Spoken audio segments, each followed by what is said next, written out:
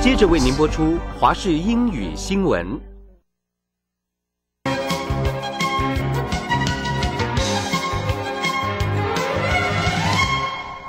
Good morning and thank you for joining this Friday with us on CTS News. I am Louisa Lee. First, let's head straight to the fierce battle between the three DPP presidential candidates, Tsai Ing-wen, Su Tseng-chang, and Xu Xinliang. The three contenders focus on the cross-strait and economic policies during the final televised session, with Tsai stressing on the importance of remaining competitive through economic cooperation with China and other countries. Su took a similar approach, emphasizing that he would seek to restructure Taiwan into a greater part of the global financial system by strengthening the ties with other nations to increase our advantage in the international market. Xu, who is trailing behind in numbers, said that we should not continuously push for Taiwan's independence, but the One China European Union model is the best solution for the Taiwan-China sovereignty dispute. Xu also added that if he wins the election, he would invite Tsai to join his ticket, and he would push for former President Chen Shui-bian to be granted a presidential pardon in lowering the political tensions. The telephone polls will begin on Monday, April 25th, with the results set to be announced next Wednesday. Besides the incumbent 36 legislators, the KMT has announced its first nomination of the legislative candidates earlier this week, by suggesting 3 new members to join the race, including 2 former DPP lawmakers. While the 2 will challenge the seats in Miaoli and Pingdong, the Ministry of the Government Information Office, Johnny Jiang, will take part in running for the position in Taichung. Central Standing Committee of the KMT is going to approve the first round of nominated candidates for the legislative elections, where Johnny Jiang is expected to be the first government official to be recruited in the race. Once the KMT makes a public announcement, Jiang will resign the current post as GIO minister and commit to the election. Also, a former government official turned legislator, Zhao Liyun, who was Minister of Sports Affairs Council, doesn't believe the effect of fame in the election, saying that working hard to provide services to constituents is the key. Besides the 36 incumbent KMT legislators, the party recruits Johnny Jiang to run in the 8th constituency in Taichung City, Li Quanjiao in the 5th constituency in Tainan City. Another 2 attention-grabbing candidates are former DPP candidates Chen Chaoming and former TSU legislator Luo Zhiming. Luo withdrew from the TSU and returned to the KMT 2.5 years ago, saying that he's a Pingdong native and a Hakka descendant, and he believes he's got a great chance to serve in his hometown, which consists of over 50% of Hakka people. And the Legislative Yuan's Finance Committee has passed the first draft in revising a law that will decriminalize the use of the special allowance funds for high-ranking government officials, which will put an end to legal troubles involving many politicians. Legislators from both the ruling and opposition parties are in support of this amendment, with the Legislative Yuan President Wang Jinping saying that it may be passed on April 29th at the earliest. Because laws relating to special allowance funds were ambiguous before 2007, numerous officials have had legal issues relating to funds. Lawmakers are now moving to decriminalize special fund usage. Amendments to the Accounting Act that were reviewed on Tuesday strike criminal and administrative liability from the usage of special, research, and assistance allowances. Legislative Yuan President Wang Jinping, who has faced fund-related issues of his own, feels that the resolution of this historic shared karma will benefit one and all. DPP lawmakers had sought to also decriminalize the usage of presidential state affairs funds and borough chief allowances, but the measure was rejected by the Finance Committee. The DPP is now accusing the Legislative Yuan of political manipulation, while KMT lawmakers are optimistic that the amendments will be passed and already crying foul on behalf of former Taipei City Government Secretary Yu Wen. According to Wang, amendments to Article 99-1 of the Accounting Act could be passed as soon as the 29th. And it has been 3 years since Taiwanese tycoon Wang Yongqing passed away, but the inheritance disputes seem to go on and on. Based on the testimony and evidence, including a tape recording, the court has recognized Wang as the father of 3 individuals with the surname of Luo. They will each receive about 1 billion NT dollars if the Wang family does not oppose to the ruling. 3 years ago, sisters and brothers from the Luo family claimed to be children of founder of Formosa Plastic Group Wang Yongqing in a press conference held after Wang passed away, requesting the reinstatement of the parental relationship. Although the Wang family members refused to conduct a DNA match, the court believed there's no legitimate reason for them to turn down the request. Besides, there are voice recordings of Wang's first daughter from the second wife asking the Luo family to not attend the memorial service of Wang Yongqing.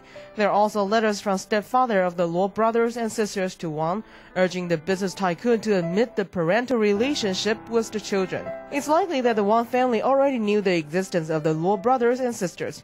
3 years ago, Winston Wang was quite reserved in his comments. Based on the recordings and evidences, the court established the parental relationship.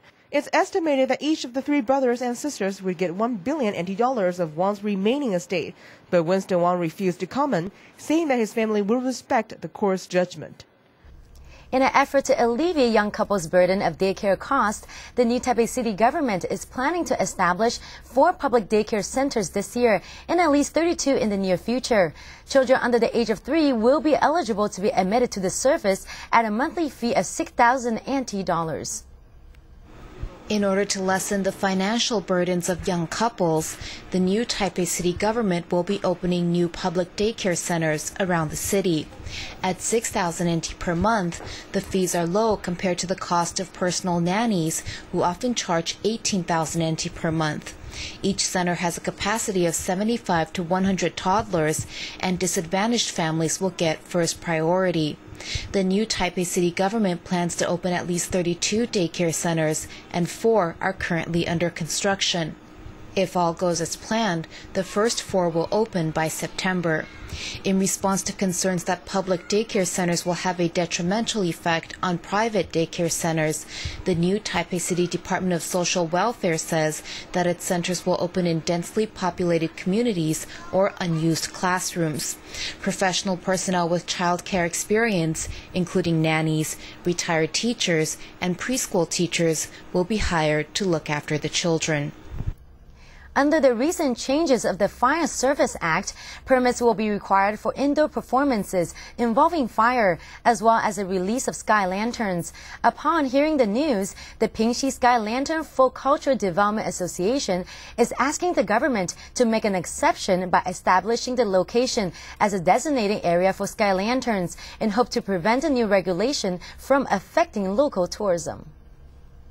5 years ago, around the Lantern Festival, a number of sky lanterns suddenly drifted into the Taoyuan International Airport and started an instant turf fire. The Taoyuan Fire Department sent 16 fire engines to fight the blaze. The airport runway was engulfed in fire, freezing aircraft takeoffs and landings.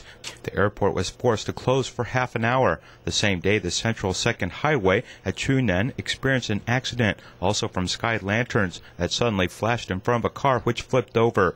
Sky lanterns have caused repeated trouble over the years. A new amendment to the Fire Services Act means that competent authorities need to apply for permits. Otherwise, they will be fined between 30,000 to 150,000 NT dollars. Upon hearing this news, the Pingxi area, which is famous for sky lanterns, hopes to gain special designation, making it able to release sky lanterns year-round. The new Taipei City Fire Department said it would consider local industries, the Tourism Bureau, to better manage this new regulation. The Pingxi Sky Lantern Folk Cultural Development Association stressed Pingxi is the birthplace of sky lanterns, with a 200-year history. The local terrain, coupled with high humidity and stable airflow, makes it safe to release sky lanterns. They hope the government would take these considerations into account when applying this new law. And the recent survey conducted by the Council of Labor Affairs shows that most of the hospitals in Taiwan are short of nurses and are having trouble filling the vacant positions. The research found that the turnover rate is high because the nursing staffs are constantly operating under immense pressure, not to mention the heavy workload and the long working hours. During their shifts, nurses take care of patients by administering injections and medication. When their shifts end, they must remain behind to process paperwork. The Council of Labor Affairs recently conducted an investigation into the working conditions of nurses at 50 hospitals and medical centers around the island and found that labor laws are not being upheld in the industry. Due to the long working hours and lack of vacation days, turnover is extremely high. According to the National Union of Nurses Associations, the professional lifespan of low-level nurses has plummeted to around 7 years. Apart from 12-hour shifts, professional risk is also high. Civic groups say that hospitals often lay off nurses first due to low national health insurance payments and that patients pay the price. The union further points out that while medical centers set a nurse-to-patient ratio of 1:5, the actual ratio is around 1:8. Meanwhile, nurses at hospitals have an even greater workload with lower wages. As the airline, insurance, and pharmaceutical industries welcome workers with nursing experience, hospitals are constantly training new personnel. The union hopes that the government can take concrete action to improve the working environment of nurses. And parents with children under the age of 5 should be aware of the bacteria called MRSA, which has been found in about 10% of the children in Taiwan. According to the latest study by Linko's Chang'an Children's Hospital, the multi-drug-resistant bacteria can cause serious infection and can be fatal to some. Medical experts are reminding people to pay attention to hygiene and to frequently wash their hands and to prevent being in crowded environments. Staphylococcus aureus, or MRSA infection, can occur in the elbow, leading to swelling and ulceration of skin, with the bacteria also invading the bone. MRSA is very aggressive, and the medical community has classified it as a superbacteria. In the past 10 years, it has been a serious cause of child mortality, and even if it does not manifest itself as an illness, it can also hide in the human body. Linko's Chang'an Children's Hospital has conducted a study from 2005 to 2008, collecting samples from 6,000 children and finding that 7.8% of these children have the bacteria in them. The carrier rate has increased significantly in 3 years. The study also found that children carrying these germs also pose a risk to family members, as each additional member increases the carrier rate of 1.1 times, and nurseries and kindergartens increase the carrier rate 1.5 times, showing that the crowded environments will increase the proportion of contamination. Doctors recommend breastfeeding infants and reducing the carrier rate by 0.6 times. Longer periods of breastfeeding can lower the infection rate, while also reminding the public to pay attention to hygiene, to wash their hands, and to avoid crowded environments. And Zhang Wanchuan, one of the pioneering artists who studied Western painting in Japan, was well known for his free and bold artistic style. And to commemorate the master in Taiwan's early art history, the Taiwan Soka Association is now presenting Zhang's 48 classical pieces of work at an exhibition.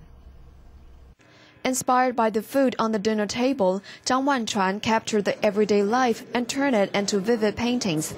Zhang, who loved eating and painting fish, painted various works about fish, from oil paintings, watercolor paintings, to even paintings created with multimedias. Zhang Wanchuan was born in Danshui in 1909 and passed away at 95 in 2003. He started painting at the age of 19 and was deeply affected by Japanese Fauvism and Parisian painters. During the nearly 80 years of his professional life, the paintbrush never left his hand. Even at the dinner table, he would trace designs with soy sauce. Even though he never received professional artistic training, he established his own vigorous and bold style of art. Zhang used to paint fish, naked women, and scenery. To allow visitors to get a closer look at Taiwanese art of earlier times, the Taiwan Soka Association is also presenting the master's classic works at Taipei's Zhishan Art Center starting April 17th to June 18th. And a strawberry farmer in Miaoli's Dahu Township has been inviting disadvantaged children to pick strawberries for free in his farm during the harvest season every year. Now here on CTS, let's take a look. Taking advantage of the good weather, these special education students in Miaoli are carrying baskets and going into these fields to pick strawberries. Although it is the end of strawberry season, there are still many strawberries here. Some are bright red, with many not yet matured. It's hard to wait to eat as they taste truly sweet in the mouth. It's not just a sweet taste, but also a feeling of compassion, as the strawberry field is opening to disadvantaged groups to come here for free. This is already the 5th year of the program. As long as these groups pre-register, they can come here for free to pick strawberries. And thank you for sharing your morning. I am Louisa Lee, and make sure you join Carrie Chua on the weekends here on CTS News. For another delicious report, stay with CTS.